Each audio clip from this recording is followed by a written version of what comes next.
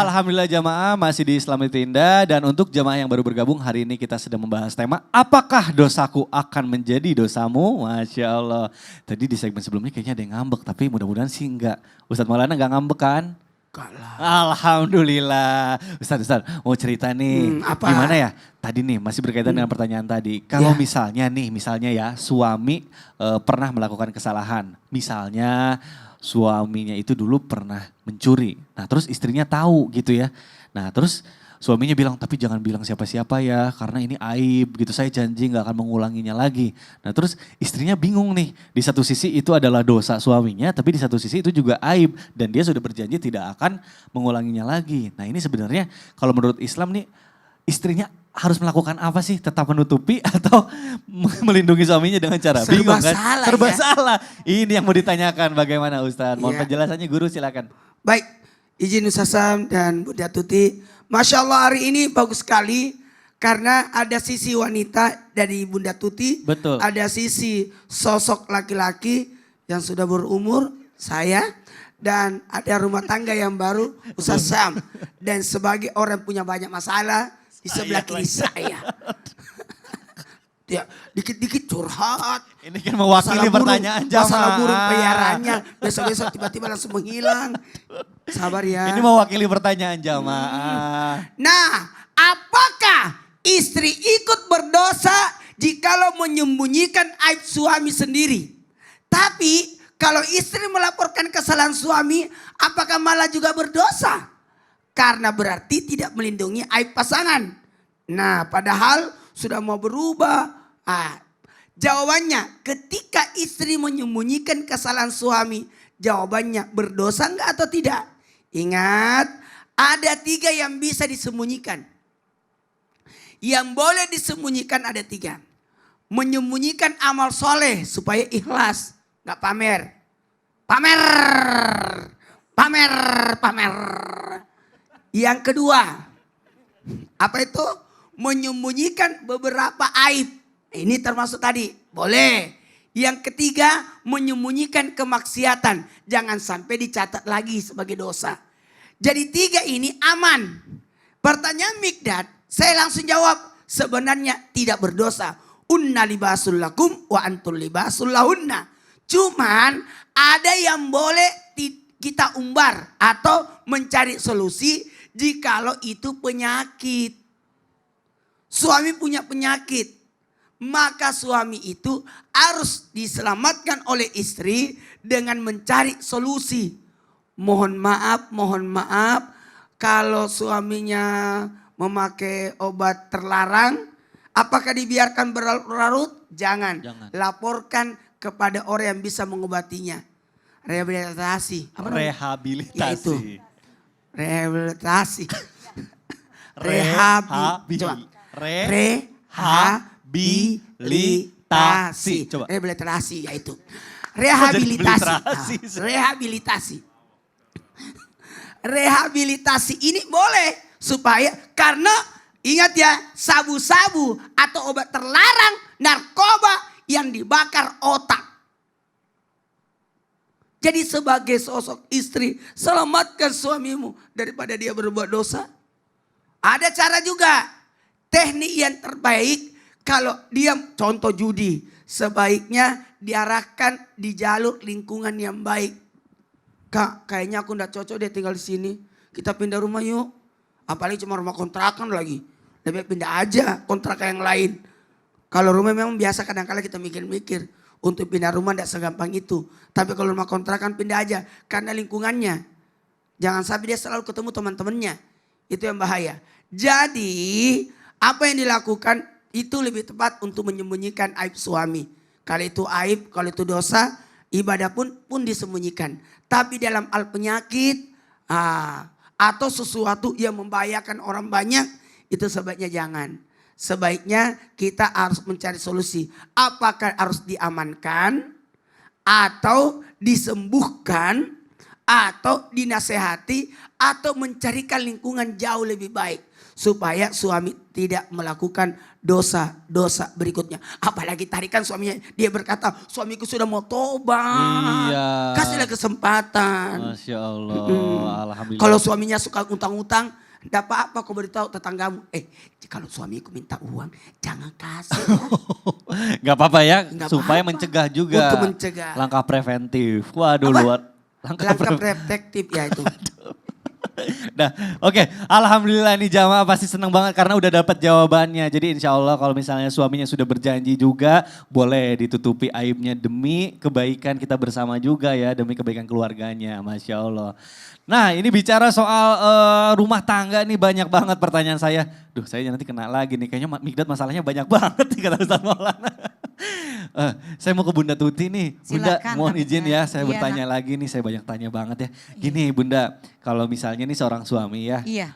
memberi uang atau rezeki kepada orang tuanya, tapi tanpa sepengetahuan istri. Iya. Nah itu sebenarnya Tadi udah kasih tahu. tanpa sepengetahuan. Ya, Masya bisa kan. Allah. Jadi Iya. gimana tuh kalau misalnya aku ngasih orang tua tapi istri nggak tahu, Iya. aku dosa nggak sih?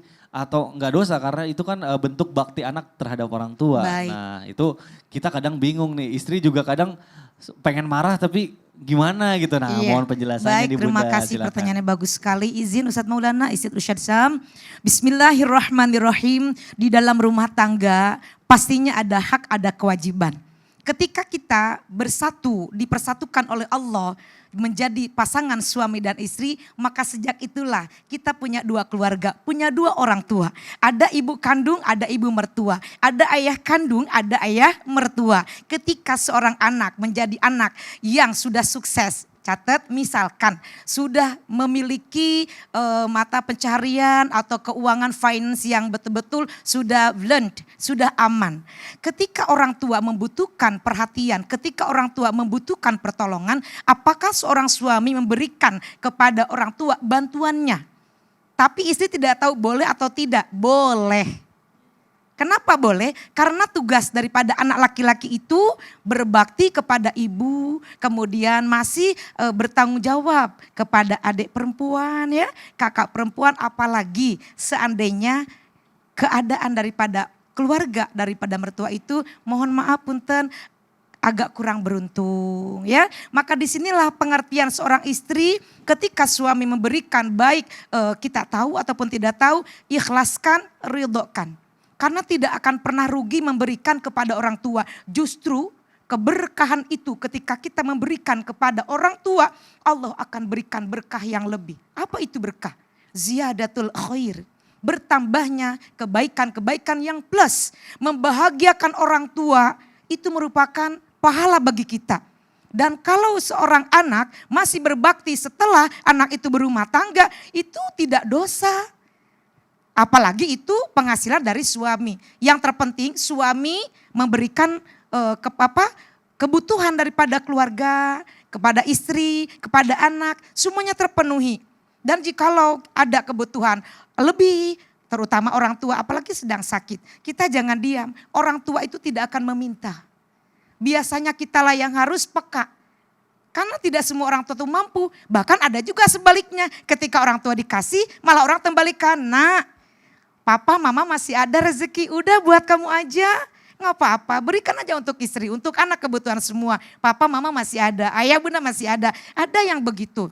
Tapi bagi yang tidak seperti itu, disinilah pengertian seorang istri. Keikhlasan seorang istri. Karena tidak akan pernah adanya suami kita menjadi pasangan kita jikalau tidak ada orang tua daripada suami kita. Itu yang dicatat. Kenapa? Karena kita juga harus berbagi. Hidup itu bukan untuk sendiri, tetapi kita lihat ada saudara yang kurang mampu, ada anak yatim. Di dalam rezeki kita ada hak orang-orang yang harus kita berikan haknya. Tetapi asal tidak melebihi dan tidak mengurangi kebutuhan daripada keluarga. Ini termasuk anak yang soleh. Justru ibu ketika punya suami soleh seperti itu bersyukur kepada Allah. Tidak pelit ya, kemudian perhatian, memberikan kasih sayang. Karena walau bagaimanapun jasa ibu itu sampai kapanpun tidak akan pernah kita sanggup membalas kebaikannya. Demikian Kak Migdad. Masya Allah. Tapi mungkin alangkah lebih baiknya kalau suami juga menjaga komunikasi dengan istri. Nah, itu, betul. Supaya jadi adem, tentram gitu ya. Iya, Karena kan tidak namanya ada rumah. curiga. Betul. Iya, apapun aduh. dibicarakan. Betul. luar biasa. Dimusyawarahkan. Nah ini nih ya, saya perlu belajar banyak nih sama Bunda Tuti. Terutama sama yang sebelah kanan saya nih. Masya Allah. Saya mau lanjut dulu nih bahas tema kita nih. Saya mau ke Ustadz Syam nih. Ustadz siap. mohon izin bertanya nih. Baik. Saya sering dengar nih kalau misalnya dosa istri, dosa anak itu nantinya akan ditanggung oleh suami atau sama ayahnya gitu ya. Nah ini perihal jilbab nih. Anak perempuan, kalau misalnya katanya anak perempuan belum memakai hijab, itu katanya nanti dosanya ditanggung oleh ayahnya. Nah karena mungkin ada ayah, seorang bapak itu takut ya menanggung dosanya, jadinya memaksakan anaknya untuk pakai hijab dengan cara yang keras gitu. Karena udah, ayo nih ini harus pakai hijab, ini dosa gak sih ayahnya kalau misalnya tegas gitu. Mohon penjelasannya Ustadz, silakan. Tabi kembali guruku Ustadz Maulana, Bunda Tuti, Mas Mikdad serta guru-guru kami dimuliakan Allah Subhanahu wa taala. Seorang ayah bertanggung jawab terhadap anak-anaknya.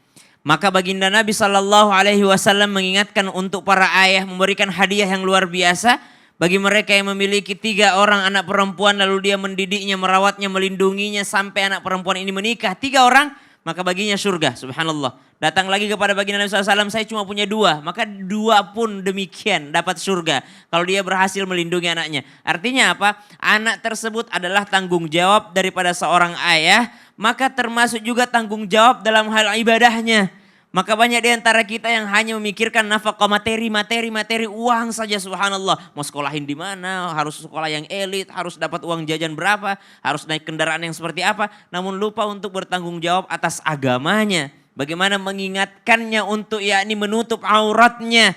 Jadi yang diwajibkan itu bukan jilbabnya tapi menutup aurat. Karena banyak di antara kita anaknya pakai hijab tapi masih membiarkannya untuk yang namanya memakai pakaian yang ketat. Masih membiarkannya untuk memakai pakaiannya yang tipis. Maka bolehkah seorang anak atau seorang ayah dan seorang suami memaksa pasangan dan anak perempuannya untuk menutup auratnya atau anak laki-lakinya? Bolehkah? Boleh. Karena apa? Karena memang menjadi tanggung jawabnya. Memaksa di sini bukan dalam hal kasar. Memaksa di sini bukan dalam hal kalau kau tidak pakai jilbab papa pukul, bukan. Memaksa di sini bukan dalam hal kasar kepadanya atau melakukan penganiayaan. Memaksa di sini dengan cara apa? Yang pertama, memaksa dia berpikir bahwa hijab itu wajib. Jadi ini yang lupa. Memaksa dia berpikir bahwa jilbab itu wajib. Kenapa Al-Quran itu tidak banyak mengatakan bahwa hei kenakan kerudungmu, hei tutup auratmu. Tidak banyak. Paling hanya beberapa ayat di surah An-Nur misalnya. Atau di surah yang lainnya. Hanya beberapa ayat. Tapi Al-Quran lebih banyak menceritakan tentang hukuman bagi orang yang tidak menutup aurat. Mestinya seorang ayah bukan memaksa mereka untuk menutup aurat. Tapi lebih banyak menceritakan bagaimana Allah sayang terhadap hamba yang taat terhadap perintah Allah. Lebih banyak menceritakan bahwasanya bagaimana Allah akan menghukum orang-orang yang tidak taat akan perintah Allah. Maka banyak yang seperti itu. Bukan memaksa mereka untuk melakukan ketaatan. Tapi memberitahukan informasi bagaimana Allah memperlakukan orang yang taat kepadanya. Itu yang pertama. Yang kedua, memaksa dalam hal apa? Paksaan bukan datang yakni setelah mereka dewasa. Lihat bagaimana baginda Nabi SAW mengajarkan. Kalau umur 6 tahun udah dikenalin dengan sholat. Nah kalau orang mau sholat itu wudhu dulu. Nah kalau duhur itu 4 rakaat. 6 tahun. Lalu di umur 10 tahun bolehlah dengan sedikit hukuman. Yakni pukulan ya tidak menyakiti fisiknya. Kalau dia tidak mau sholat. Ini belum balik loh. Antara 6 sampai 10 tahun, 4 tahun. Apakah orang tua sudah maksimal memaksanya di umur segitu? Jangan anak sudah balik, udah nyaman dengan pakaian seksinya, baru memaksa mereka pakai hijab. Susah. Maka dipaksanya di waktu mereka kecil. Diberitahukannya di waktu mereka kecil. Maka subhanallah, seseorang tidak menanggung dosa seseorang. Namun bagi orang yang bertanggung jawab, dia berdosa karena tidak menunaikan tanggung jawabnya. Kelak di akhirat akan ada seorang anak yang divonis masuk neraka oleh Allah Subhanahu wa taala, namun ia tidak terima dan protes kepada Allah. Ya Allah, saya begini karena orang tuaku tidak pernah menyuruhku. Karena orang tuaku tidak pernah memarahiku. Maka minimal paksaan daripada orang tua atau suami kepada istri yang tidak pakai hijab atau anak yang tidak pakai hijab, minimal yakni sering menasehatinya. Dan apa tuh? ada orang, Apa tuh? kata orang Ya. pernah cerita sama saya. Apa tuh? Ada seorang kiai, Ya. anaknya tidak disuruh pakai hijab. Waduh, Ah, subhanallah. iya tuh, betul. 5 anaknya Ustaz ya? 5 anaknya Nah. tidak ada yang disuruh pakai hijab. Terus gimana tuh hukumnya tuh? Karena anaknya laki-laki semua. Aduh, saya udah serius. Sudah serius ini. Ya Allah. Baik jamaah, insya Allah nanti kita akan kembali lagi setelah yang satu ini. Dan insya Allah kita akan menjawab lagi pertanyaan dari jamaah. Insya Allah akan dijawab oleh guru-guru kita. Jadi tetap di Islam itu indah. Jamaah, oh jamaah. Alhamdulillah. Ustadz bisa aja. Saya mau tanya.